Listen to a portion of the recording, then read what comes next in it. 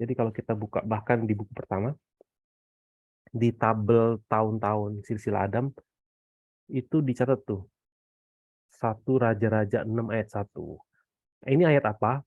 Ini adalah ayat yang memberitahukan kepada kita kapan Salomo mulai membangun bait suci. Dan terjadilah pada tahun ke-480 sesudah orang Israel keluar dari tanah Mesir, pada tahun keempat sesudah Salomo menjadi raja atas Israel dalam bulan Ziu, yakni bulan yang kedua, maka Salomo mulai mendirikan rumah bagi Tuhan. Nah,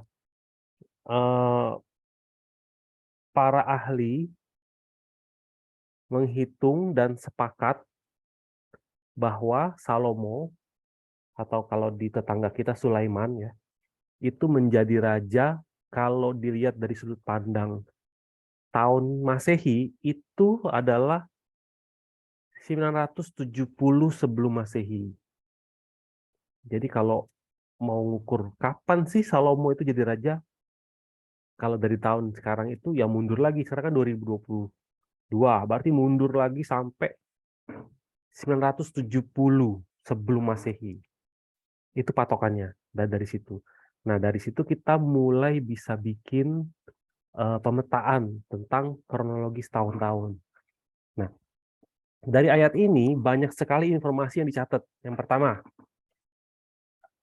ini adalah terjadi di tahun keempat sesudah Salomo menjadi raja. Nah, kalau bicara tahun keempat, maka Salomo mulai membangun bait sucinya tahun 966. Ya, jelas ya. Kan kalau kalau sebelum Masehi itu kan tahunnya kalau nambah kan dia kurang tuh. Terus sampai nanti dia jadi Masehi. Ya, jadi 4 tahun setelah dia menjadi raja, yaitu tahun 966, kalau kita lihat dari sekarang ya, tahun 966, dia mulai membangun bait suci. Nah, tapi ada informasi tambahan lagi, yang setelah saya pikir-pikir sekarang, iya ya, kenapa perlu dicatat? Dicatat seperti ini, dan terjadilah pada tahun ke-480 sesudah orang Israel keluar dari tanah Mesir. Kayak apa pentingnya mencatat hal ini? Kok kok mau sih orang mencatat eh, tahun keempat Salomo itu adalah tahun ke-480 sejak orang Israel keluar dari tanah Mesir. Dulu saya pikir apa gunanya? Oh, ternyata gunanya ini buat ini. Kita bisa hitung. Jadi kalau kita mundur 480 tahun, kita dapat tahun Exodus. Maka kita selalu, kalau selama buku 2 kita bicara Exodus keluar dari Mesir itu kapan sih? Itu tahunnya 1446. Dan dulu pendeta kita di gereja selalu ajarin, ingat ya 1446, cara ngitungnya seperti ini. Nah, jadi 1446 Exodus. Dari 1 Raja-Raja 6 ayat 1 kita bisa tahu tahun-tahun ini. Nah, kemudian kita akan lihat tahun-tahun lainnya. Dari Keluaran 12 ayat 40 dan 51 dicatat lamanya orang Israel diam di Mesir adalah 430 tahun. Dan tepat pada hari itu juga, ayat 51, dan tepat pada hari itu juga Tuhan membawa orang Israel keluar dari tanah Mesir menurut pasukan mereka. Nah, jadi kalau kita berdasarkan ayat ini, kita ketemu lagi nih tahun penting, yaitu 1876 sebelum Masehi. Dari mana? Dari 1446 mundur 430 tahun, berarti tambahin. Jadi tahun 1876. Itu adalah waktu mereka mulai masuk Mesir. Terus kita lihat lagi ayat di Alkitab yang lain, di Kejadian 47, waktu Yakub ketemu Firaun, Firaun tanya, umur kamu berapa? Ayat 9, jawab Yakub kepada Firaun, tahun-tahun pengembaraanku sebagai orang asing berjumlah 130 tahun. Tahun-tahun hidupku itu sedikit saja dan buruk adanya. Tidak mencapai umur nenek moyangku, yakni jumlah tahun mereka mengembara sebagai orang asing. Nah, 1876, waktu Yakub masuk ke Mesir, terjadilah percakapan ini. Waktu itu Yakub bilang apa? Umurku sekarang 130 tahun. Buruk, tidak mencapai umur nenek moyangku. Jadi waktu tahun 1876, waktu mereka pindah ke Mesir, itu umurnya 130. Jadi kita bisa tahu Kapan sih Yakub lahir? Tinggal ditambahin 130. 2006 sebelum Masehi. 2006 sebelum Masehi ya. Nah, dari kejadian 21, kejadian 25, ini mencatat tentang kelahiran Yakub. Sesudah itu keluarlah adiknya, tangannya memegang tumit Esau, sebab itu ia dinamai Yakub. Ishak berumur 60 tahun pada waktu mereka lahir. Nah, karena Yakub lahir tahun 2006 dan waktu Ishak melahirkan Yakub itu umurnya 60 tahun, kita bisa tahu umur Ishak lahir dengan menambahkannya 60 tahun. 2066 itu tahun kelahiran Ishak. Dan terakhir di kejadian 21, karena Abraham berusia 100 tahun ketika Ishak lahir, jadi kita bisa tambahin lagi 100 tahun di tahun kelahiran Ishak. Dapatlah 2166 tahun kelahiran Abraham. Nah, sampai sini ini tahun-tahun penting dan ayat-ayat penting yang tersebar di dalam Alkitab yang dikumpulin sama pendeta Abraham Pak. Dia susun buat kita hari ini supaya kita bisa tahu, oh ini tahun-tahun penting. Nah, kalau kita mau lanjut itu kita bisa tarik terus sampai ke Adam. Nah, tapi hari ini kita kenapa kita hitung tahun-tahun ini? Kita mau lihat timeline dari silsilah Yesus yang di Matius 1 yang kemarin kita bahas. Khususnya 14 nama itu. Dari Abraham sampai Daud. Nah, jadi kalau kita susun 14 nama-nama itu sesuai dengan catatan Matius, itu jadinya seperti ini. Abraham kan, kita tahu dia lahir di tahun 2166. Terus Ishak tahun 2066. Yakub. Terus Yehuda. Kita tahu Yehuda udah lahir sebelum mereka pindah ke Mesir. Nah, kita tahu Boas, Obed, Isai, Daud itu lahirnya sebelum Salomo. Kan pembangunan Mesir itu Salomo. Daud itu terakhir-terakhirnya sebelum Salomo Daud kan. Nah, di antara mereka tuh ada Peres, Hezron, Ram, Aminadab, Nahason. Nah, jadi kalau kita susun 14 nama dari Abraham sampai Daud dan kita sebar seperti ini, kelihatannya tuh bener. Simple ya. Simple banget. Dan kebanyakan ahli teologi itu membahasnya sampai di sini. Cukup sampai di sini. Tapi pendeta Abraham Pak melihat silsilah ini lebih detail lagi. Misalnya, beliau buka kitab Keluaran dan kitab Tawarik, beliau cek misalnya suku Lewi ya. Jadi kan Yakub itu punya 12 anak. Anak ketiga itu Ruben, Simeon, Imam Lewi. Nah, Imam Lewi itu anak ketiga. Yehuda anak keempat. Berarti Lewi itu kakaknya Yehuda kan? Lewi itu kakaknya Yehuda. Dicatat di Keluaran 6, inilah nama anak-anak Lewi menurut urutan kelahirannya. Gerson, Kehat, dan Merari. Jadi Lewi itu ada 3 anak, Gerson, Kehat, dan Merari. Ayat 17, anak-anak Kehat, Amram. Berarti Lewi punya cucu namanya Amram. Di ayat 19, dan Amram mengambil Yokebed, saudara ayahnya, menjadi istrinya. Dan perempuan ini melahirkan Harun dan Musa. Umur Amram 137 tahun. Kalau diukur dari Lewi, Musa itu kan di tahun 1446 sebelum Masehi, Musa itu yang bawa orang Israel keluar. Sedangkan Lewi itu orang yang dicatat masuk bersama dengan Yakub pindah ke Mesir. Waktu itu Lewi ikut. Jadi dengan mencatat ayat-ayat ini dan membandingkan kronologis tahunnya, kita tahu bahwa apa? Di antara Lewi dan Musa, masa cuman ada Kehat sama Amram? Kok cuma ada 4 generasi? Lewi, Kehat, Amram, Musa. Kayak, apakah mereka hidup punya anaknya umur ratusan tahun? Karena kan mereka di Mesir 430 tahun kan. Nah, kemudian diteliti lebih dalam lagi. Di masa Exodus, ada satu tokoh yang namanya Yosua. Yosua tuh hambanya Musa ya, yang setia mendampingi Musa. Yosua itu dari suku Efraim. Yosua itu dari suku Efraim, anaknya Yusuf.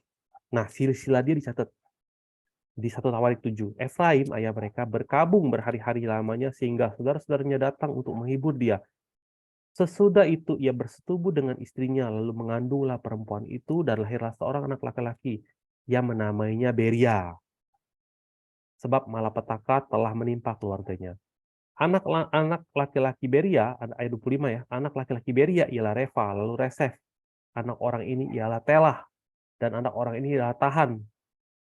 Terus lanjut, Ladan, Amihud, Elisama, Nun, Yosua. Nah, jadi 1 Tawarik 7 itu mencatat dengan detail silsilah dari Yosua, hambanya Musa.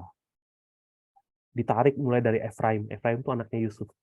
Jadi, Yusuf tuh anak bungsu kan? Berarti sejaman sama Yehuda.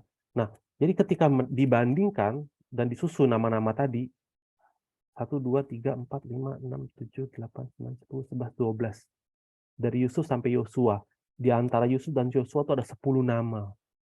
Dan kalau dibandingkan, antara Lewi dan Musa itu cuma 2 nama, Yusuf sama Yosua 10 nama. Kok bisa di dalam rentang waktu yang mirip, jumlah generasi mereka dicatat berbeda dan sangat timpang. Akhirnya di situ penulis buku sejarah penebusan, Pendeta Bapak, menimbang apa? Berarti sebenarnya di antara Lewi dan Musa itu masih banyak tokoh, tapi dihapus di antara mereka. Banyak yang dihapus. Jadi silsilah-silsilah itu dicatat tuh dengan banyak bagian tuh kadang-kadang dibuang. Nah, dari situ penulis mencoba meneliti lagi tentang silsilah Yesus. Dan ternyata ditemukan bahwa di dalam silsilah Yesus banyak sekali penghilangan. Nah, khusus untuk yang kita bahas di buku 3 antara Abraham sampai Daud, itu ada 2 tempat di mana penghilangan terjadi. Jadi kalau yang tadi kita susun awal seperti ini, ternyata sebenarnya nggak seperti ini. Seperti ini maksudnya apa? Maksudnya hubungan mereka tuh kalau dicatat di Matius ya, Abraham memperanakan Ishak, Ishak memperanakan Yakub, terus linear kan, Yakub memperanakan Yehuda. Hubungan mereka ini sejauh ini banyak yang menyangka bahwa mereka tuh hubungan ayah dan anak, apa adanya. Tapi ternyata nggak demikian. Silsilah yang sebenarnya tuh seperti ini. Nah, silsilah ini 14 nama ini terbagi seperti ini. 7, 7. 7 di kiri, 7, 3 di tengah, 4 di kanan. Jadi Abraham, Ishak, Yakub terus sampai Ram itu beneran langsung. Aminadab, Nahson, Salmon langsung, Boas, Obed, Isai, Daud langsung. Tapi sebenarnya di antara jarak-jarak ini itu banyak nama-nama yang dihapus. Kita tahu dari mana? Coba ya. Kita cek dulu satu persatu. Yang pertama, antara Ram dan Aminadab. Kita cek ya. Ini dicatat di Matius 1, ayat 3 dan 4.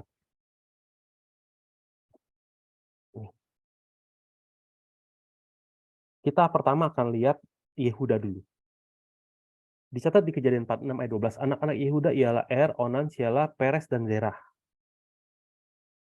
Tetapi Er dan Onan mati di tanah Kanaan. Dan anak-anak Peres ialah Hezron dan Hamul. Nah, jadi kita tahu nih, Yehuda punya anak, salah satunya Peres. Peres punya anak Hezron. Berarti benar ya, Yehuda, Peres, Hezron hubungannya ayah anak. Kemudian Hezron anaknya siapa aja? Dicatat di 1 Tawarik 2. Anak-anak yang lahir bagi Hezron ialah Yerahmeel, Ram. Ram. Nah, kita tahu nih. Oh, Ram anaknya Hezron. Karena Yehuda itu masuk ke Mesir bersama dengan Yakub dan waktu itu dicatat Hezron. Nah, kita bisa tahu bahwa apa? Ram, anak Hezron, adalah orang yang pertama-tama atau yang awal-awal hidup di Mesir. Mereka tuh kayak generasi awal yang di Mesir. Ram. Sedangkan Nahason tuh siapa? Di Alkitab dicatat di Bilangan 2 ayat 3, yang berkemah di sebelah timur dekat panji-panjinya ialah Laskar Yehuda. Menurut pasukan-pasukan mereka, pemimpin Bani Yehuda ialah Nahason bin Aminadab. Dimanapun dicatat Nahason, selalu dicatat Nahason bin Aminadab. Nahason anaknya Aminadab. Terus. Nah, karena Nahason itu adalah, ini bilangan ini mencatat tentang bagaimana umat Israel berkemah di padang gurun dengan kemah suci sebagai pusat. Di sebelah kanan kemah suci itu Yehuda berkemah di situ. Pemimpinnya siapa? Nahason. Berarti pencatatan bilangan ini apa? Pencatatan tentang orang-orang yang keluar dari Mesir. Berarti apa? Orang-orang yang hidup di masa akhir di Mesir. Kalau Nahason itu orang yang hidup di akhir, Aminadab Nahason itu hidup di akhir, Ram Hezron hidup di awal, berarti sudah jelas mereka itu bukan hubungan ayah dan anak. Tapi banyak sekali yang dihapuskan. Jadi kalau kita rangkum, antara Ram dan Aminadab itu adalah zaman perbudakan Mesir. Ada banyak tokoh, banyak. Siapa nama-namanya nggak dicatat. Tuhan cabut dan Tuhan buang.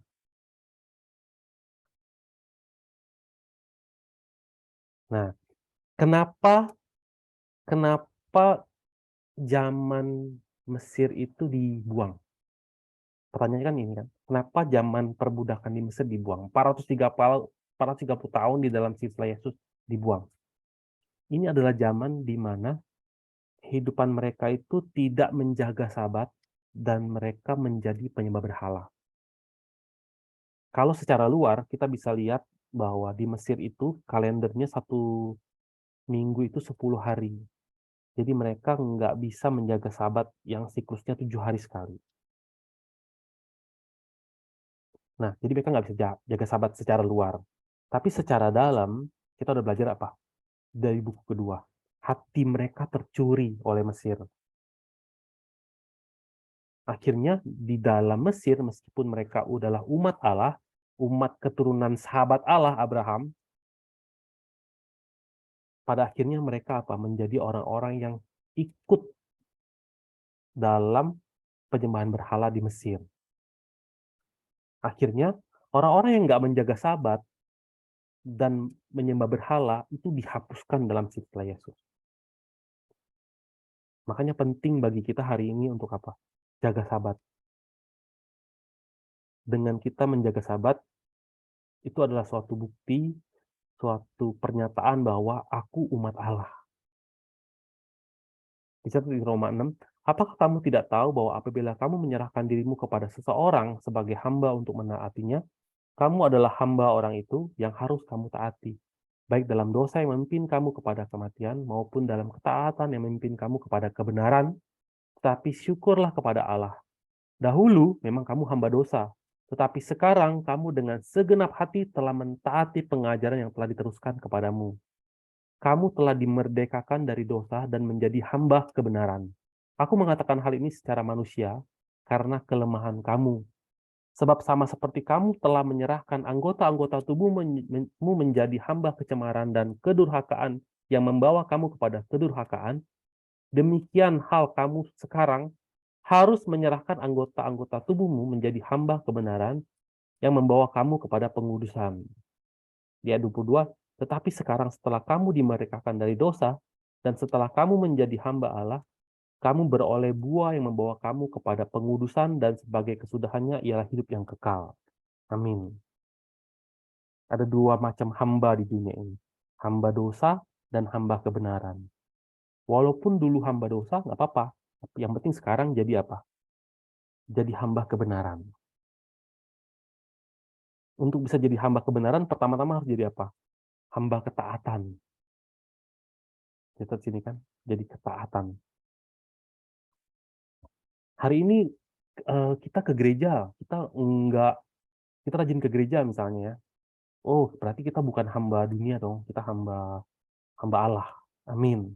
Nah, secara dalam banyak sekali yang Tuhan mau tampakkan kepada kita. Ternyata manusia itu meskipun dari luarnya kelihatan hamba Allah, ternyata secara dalam banyak yang palsu. Kayak contoh misalnya di Kolose 3. Karena itu matikanlah dalam dirimu segala sesuatu yang duniawi, yaitu percabulan, kenajisan, hawa nafsu, nafsu jahat, dan juga keserakahan yang sama dengan penyembahan berhala. Nah, ayat ini kalau kita dengar sementara, dengar biasa aja ya lewat. Tapi kalau misalnya kita camkan dan renungkan baik-baik, apakah di dalam diri kita tuh ada hawa nafsu, ada hal yang najis, ada nafsu jahat, ada keserakahan, berarti kita pun sebenarnya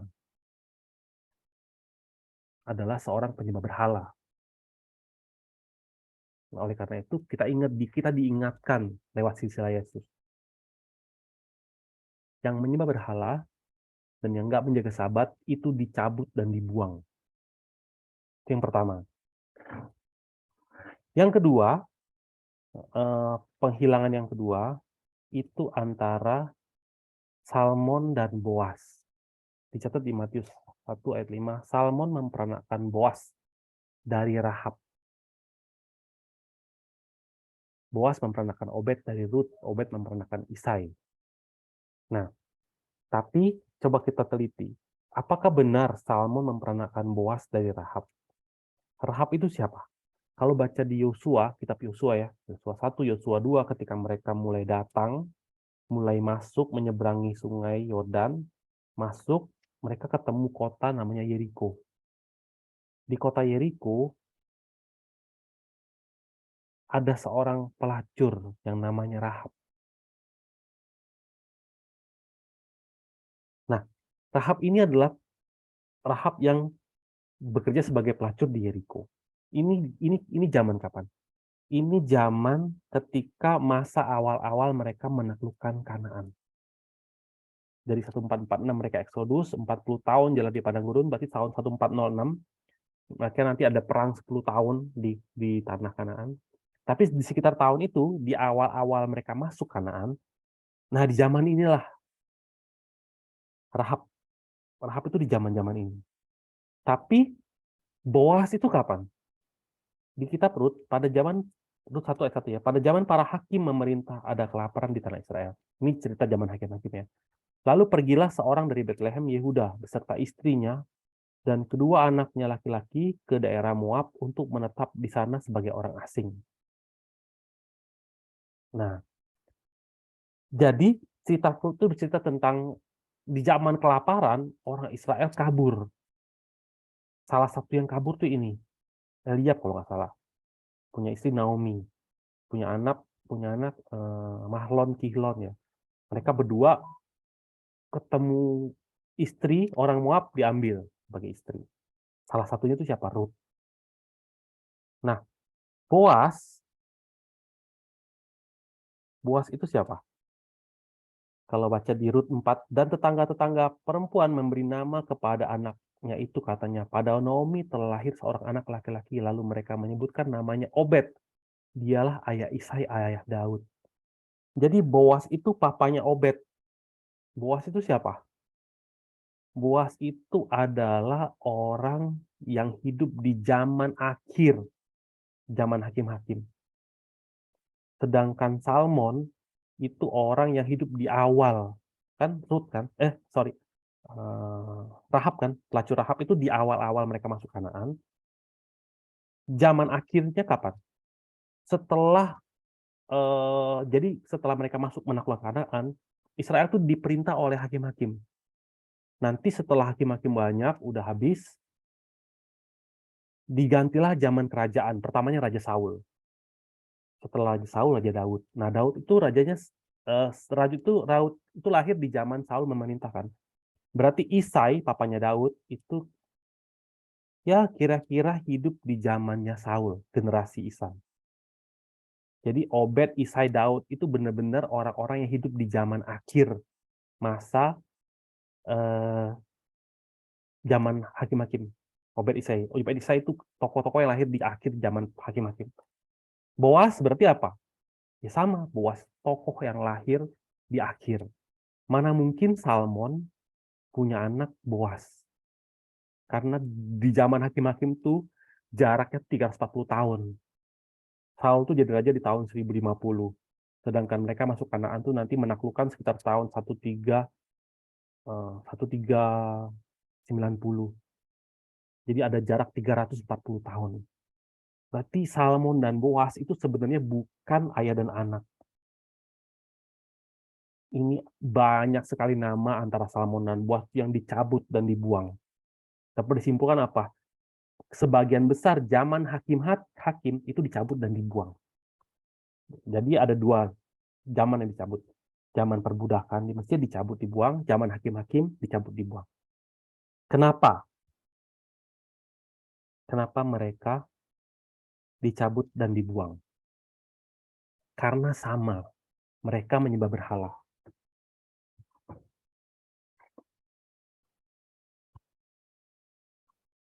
Mereka menyembah berhala. Nah, Abraham sampai jadi Raja Daud, satu tokoh Abraham, itu siapa sih Abraham itu? Penyembah berhala. Dari seorang penyembah berhala, tapi kalau penyembah berhala itu dicabut, dia bisa jadi apa? Dia bisa jadi umat Allah. Nah, kita akan lihat ya, zaman hakim-hakim. Secara garis besar. Zaman hakim-hakim itu sejahat apa sih? Kalau di zaman perbudakan di Mesir, mereka tinggal di Mesir, itu tanah Mesir. Zaman hakim-hakim, itu tanah mereka. Mereka udah taklukkan. Kalau di zaman Mesir itu yang berkuasa Firaun, kalau di zaman hakim-hakim itu yang berkuasa hakim. Kalau di zaman Mesir tuh nggak ada perintah jaga sabat, belum ada 10 perintah Allah, belum ada kemah suci, belum ada tata cara ibadah. Di zaman hakim, itu apa? Kemah sucinya sudah ada, imamnya sudah ada, tata cara ibadahnya sudah ada, hukumnya sudah ada. Tetapi zaman hakim-hakim itu jauh lebih jahat dibandingkan zaman Mesir. Kita lihat beberapa contohnya ya. Pertama, kalau teman-teman baca di Hakim-Hakim 1 ayat 19 sampai 26, coba deh. Ada nggak yang bisa bantu baca Hakim-Hakim 1 ayat 19?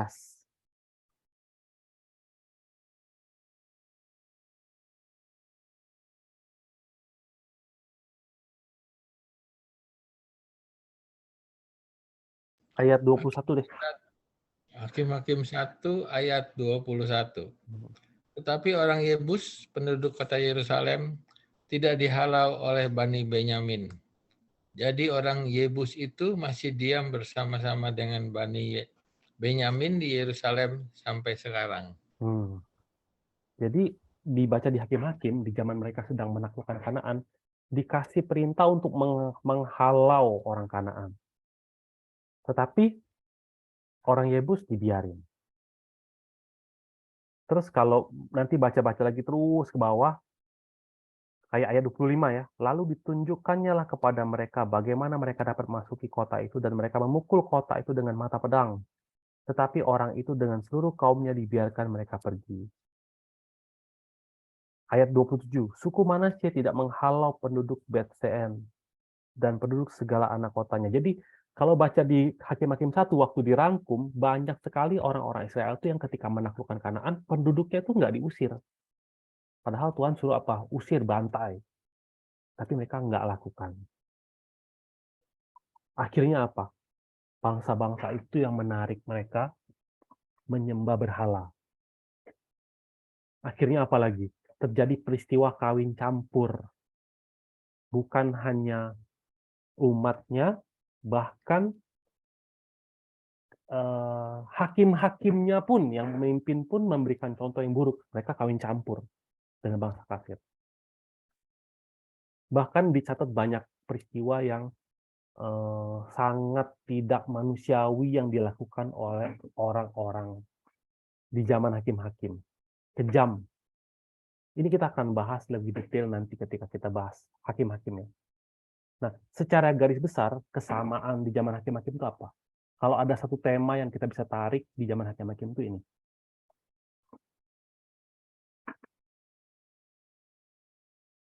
1 Samuel 8 ayat 6. Waktu mereka berkata, berikanlah kepada kami seorang raja untuk memerintah kami. Perkataan itu mengesalkan Samuel. Maka berdoalah Samuel kepada Tuhan. Di zaman hakim-hakim, mereka minta raja. 1 Samuel 12 ayat 7. Bukankah sekarang musim menuai gandum? Aku akan berseru kepada Tuhan supaya ia memberikan guru dan hujan. Lihatlah dan sadarlah bahwa besar kejahatan yang telah kamu lakukan itu di mata Tuhan dengan meminta raja bagimu. Kenapa sih minta raja itu jahat? Karena yang menjadi raja sejati itu sebenarnya Allah. Sebenarnya Allah lah, Tuhanlah raja sejati. Dan kepada Tuhanlah mereka harus berharap dan taat. Tapi apa? Orang Israel ketika saatnya mereka masuk di tanah Kanaan, mereka tidak menganggap dan mereka tidak mengakui Allah sebagai raja mereka. Ini sudah catatan Samuel ini ya, ini di zaman akhir-akhir hakim-hakim. Secara luar mereka tidak mengakui Tuhan sebagai raja tuh di sini. Tapi kalau sepanjang zaman hakim-hakim, sebenarnya mereka sudah tidak menganggap Allah sebagai raja. Dan dicatat seperti ini di hakim-hakim. Pada zaman itu tidak ada raja di antara orang Israel. Setiap orang berbuat apa yang benar menurut pandangannya sendiri. Di Hakim-Hakim 17. Hakim-Hakim 21. Pada zaman itu tidak ada raja di antara orang Israel. Setiap orang berbuat apa yang benar menurut pandangannya sendiri. 18 ayat 1. Pada zaman itu tidak ada raja di antara orang Israel. Dan pada zaman itu suku Dan sedang mencari milik pusaka untuk menetap. Sebab sampai hari itu mereka belum juga mendapat bagian milik pusaka di tengah-tengah suku Israel. Dicatat apa? Orang Israel tuh nggak ada raja, nggak ada pemimpin. Nggak ada raja. Tetapi efek dari nggak ada raja itu apa? Setiap orang berbuat apa yang benar menurut pandangannya sendiri. Apa yang benar? Apa yang benar menurutku, itu benar. Tapi apa yang benar menurutmu, belum tentu benar. Kalau kamu nggak bisa ikutin kebenaranku, kamu yang salah. Kalau orang lain nggak bisa ikutin kebenaranku, orang lain yang salah. Di zaman itu tuh seperti itu. Apa benar dan salah tuh batasannya mana? Kalau Tuhan bilang, itu jangan makan ya pohon buah baik dan jahat. Mana batasannya baik dan jahat? Sesuai dengan pandanganku sendiri. Di zaman itu. Kalau kita sebagai manusia tidak menjadikan Tuhan sebagai raja, maka kalimat ini pun berlaku untuk kita. Misalnya saya Rusdi, pada zaman Rusdi tidak ada raja. Akhirnya apa? Setiap orang berbuat apa yang benar menurut pandangannya sendiri. Akhirnya tanpa raja, tanpa Tuhan sebagai raja, tanpa firman sebagai raja, manusia hidup menurut hikmat mereka sendiri. Masing-masing membanggakan diri dan menilai diri sendiri dengan hikmatnya, sambil menilai orang lain juga. Oh, aku better daripada dia. Oh, kalau aku sama dia, aku kalah. Tapi kalau sama dia, aku menang. Masing-masing punya hikmatnya sendiri. Dan merasa apa? Jalannya yang paling benar. Dicatat di Amsal 21 ayat 2. Setiap jalan orang adalah lurus menurut pandangannya sendiri. Tetapi Tuhanlah yang menguji hati. Setiap orang ngerasa, ya ini cara hidupku ini yang paling benar. Akhirnya tanpa firman, tanpa mengetahui kehendak Tuhan, ya masing-masing pasti akan punya kebenaran sendiri. Apa yang benar menurut mata kita sendiri. Nah, kalau di Alkitab ada beberapa catatan tentang apa ya, hal-hal yang jahat. Kayak tadi kan, di zaman hakim-hakim itu jahat, dicabut dari silsilah. Di zaman Mesir jahat, dicabut. Ada orang-orang yang memang jahat, contoh ya, kalau kita baca di Alkitab ya. Mika Contohnya Mika 2. Celakalah orang-orang yang merancang kedurjanaan dan yang merencanakan kejahatan di tempat tidurnya, yang melakukannya di waktu fajar, sebab hal itu ada dalam kekuasaannya. Jadi ada orang, malam-malam waktu dia tidur, di kasur dia mikir, besok saya mau berbuat kejahatan apa, bagaimana caranya, kemudian pas pagi-pagi dieksekusi. Kenapa? Karena dia punya kemampuan untuk melakukan hal itu. Satu lagi, Pengkhotbah 11 ya. Bersukarialah hai pemuda dalam kemudaanmu, biarlah hatimu bersuka pada masa mudamu, dan turutilah keinginan hatimu dan pandangan matamu.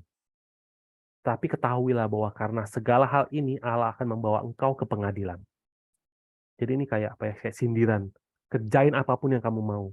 Tapi ingat, Tuhan akan mempertanggungjawabkannya, meminta pertanggungjawabannya.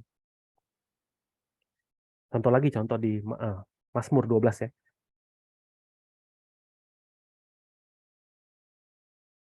Dari mereka yang berkata, dengan lidah kami menang. Bibir kami menyokong kami. Siapakah Tuhan atas kami? Ini adalah orang yang apa ya? Merasa bahwa kita bisa menang tuh karena kemampuan komunikasi kami, kemampuan lidah kami, bibir kami yang menyokong kami. Jadi siapa Tuhan atas kami?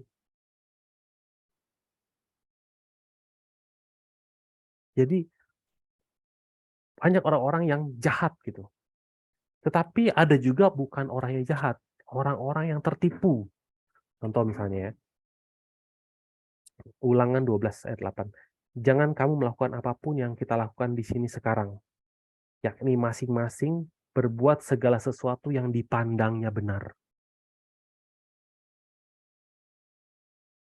Jadi masing-masing itu berbuat segala sesuatu bukan karena sadar itu jahat. Kalau tadi kan mereka di tempat itu mereka memang rencanain, gue akan melakukan ini, lakukan ini, lakukan ini. Siang hari dieksekusi. Tapi ada orang yang melakukan sesuatu karena hal itu dianggapnya benar. Amsal 14 ayat 12. Ada jalan yang disangka orang lurus, tetapi ujungnya menuju maut. Amsal 3 ayat 5. Percayalah kepada Tuhan dengan segenap hatimu, dan janganlah bersandar kepada pengertianmu sendiri. Ini banyak sekali ya kita memperingatkan kita tentang bisa jadi kita pun tertipu. Di Mesir, orang Israel itu tertipu. Kenapa? Oleh kekuasaan yang dimiliki oleh Mesir. Mereka tertipu. Akhirnya Tuhan mereka singkirkan. Berhala Mesir jadi apa? Jadi sandaran. Tetapi di tanah Kanaan pun mereka tertipu. Kenapa? Karena mereka bersandar kepada apa? Pengertian mereka sendiri. Amsal 28, siapa yang percaya kepada hatinya sendiri adalah orang bebal, orang bego. Siapa percaya kepada hatinya sendiri. Tetapi siapa berlaku dengan bijak akan selamat. Banyak sekali. Nah, jadi kalau kita mau rangkumkan pelajaran kita, dari Abraham, satu orang, bisa menjadi satu kerajaan yang takut akan Allah di bawah pimpinan Daud. Yang Allah sedang tampakkan apa? Adanya pekerjaan pewarisan iman. Bukan hanya iman itu diwariskan, terjadi perkembangan iman. Sewaktu mereka di Mesir, mereka budak. Mereka nggak punya harapan. Bahkan mau ibadah nggak bisa. Mereka tidak merdeka. Nggak ada hukum. Nggak ada kitab suci. Nggak ada. Nggak ada iman. Nggak ada tempat ibadah. Di zaman Mesir itu seperti itu. Pantas saja mereka nggak bisa ibadah. Atau kalau diwawancarai mereka, kenapa kamu nggak ibadah? Nggak bisa. Mesir berkuasa. Kita mau makan aja harus izin Mesir dulu. Kalau kita nggak izin Mesir, nggak boleh makan. Apalagi ibadah. Nggak ada sahabatnya, nggak ada hukumnya, nggak ada imam yang layak untuk diikuti, nggak ada kitab suci. Nah, mungkin dalam kehidupan kita, dalam fase kehidupan kita, ada masa-masa kita hidup seperti ini. Masa-masa ketika kita belum mengenal Kristus. Masa ketika kita belum mengenal firman. Nah, masa seperti ini, yaitu masa seperti Mesir, itu yang Tuhan mau hapus dari diri kita. Supaya apa? Supaya iman kita bisa berkembang, dan kita pun bisa masuk ke dalam silsilah Yesus. Nah, tapi bukan hanya itu, di dalam silsilah ini, lewat silsilah ini, Tuhan juga kasih kita peringatan. Di zaman hakim-hakim, mereka itu pemilik tanah, bukan budak. Pemilik tanah, orang merdeka.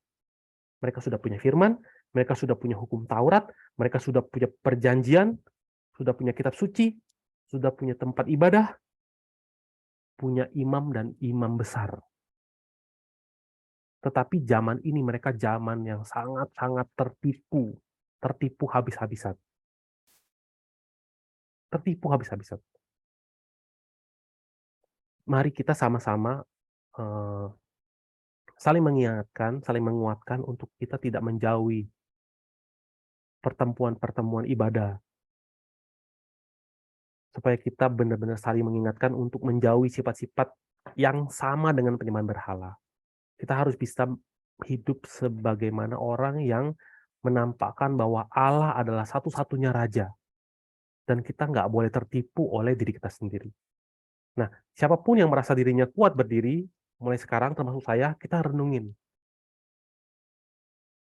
Sampai terakhir saya hari Minggu ke gereja itu saya ngapain sih?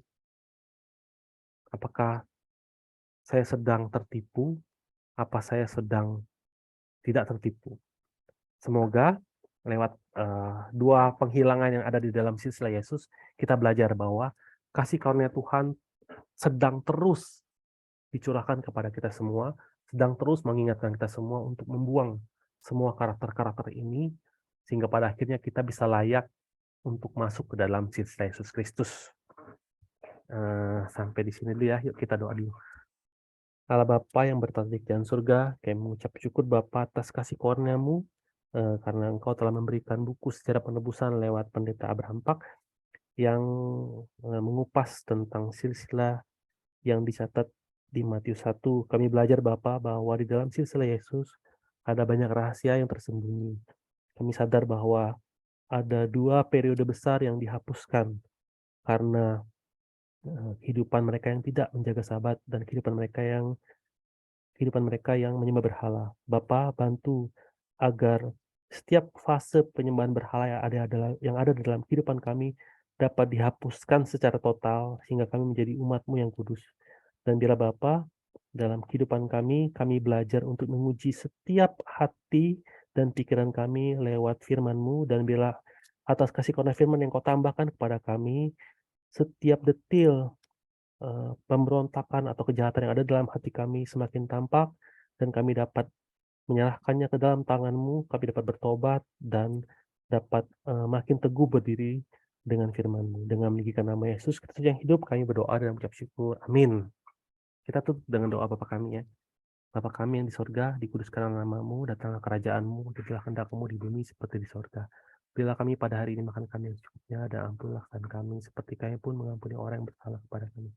Dan masukkan kami dalam cobaan, dan lepaskanlah kami dari yang jahat, karena Engkau lah yang punya kerja dan kuasa dan kemuliaan sampai selama-lamanya. Amin. Beri kemuliaan pada Tuhan. Terima kasih. Ada pertanyaan Terima nggak? kasih Pak Rusdi, terima kasih Thank you. semuanya. Thank you, Coach D.